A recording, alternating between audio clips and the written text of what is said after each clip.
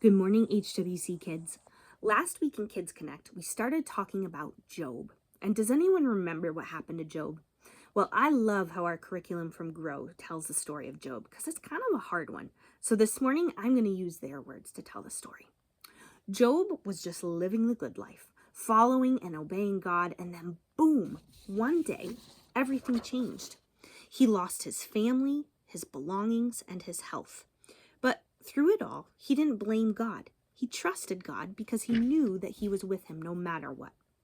He also knew that someone else was with him. He had 3 friends, Eliphaz, Bildad, and Zophar, who knew that Job was going through a really hard time.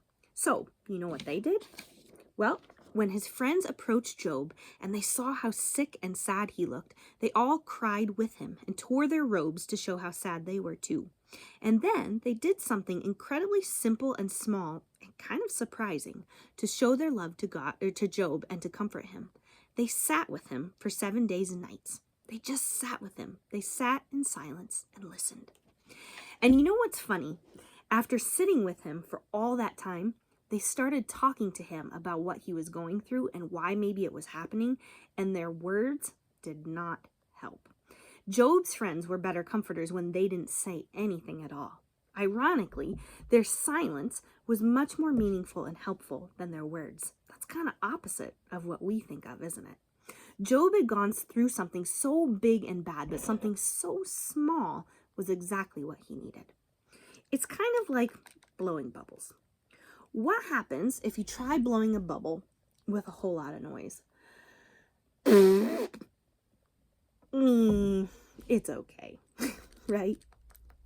What happens if you try blowing a bubble super fast? Nothing. It just kind of pops the solution. But what happens if you try blowing a bubble slow and steady?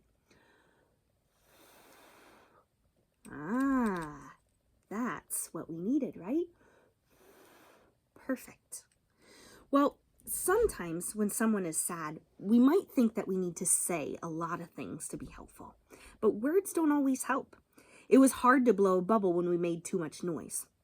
Or we might think that we need to cheer somebody up, but we can't force someone to feel better when we want them to feel better. The bubbles just popped when we rushed them, right? It can be more helpful when we are gentle and don't say too much. When we're good listeners, like when we blew the biggest bubbles or the most bubbles. Sometimes just sitting quietly with someone and letting them know you are there is what shows them the most love. You don't have to be big or rich or uber talented or the smartest person in the world to show God's love. You can show God's love in small ways, and those small ways can often have the biggest impact.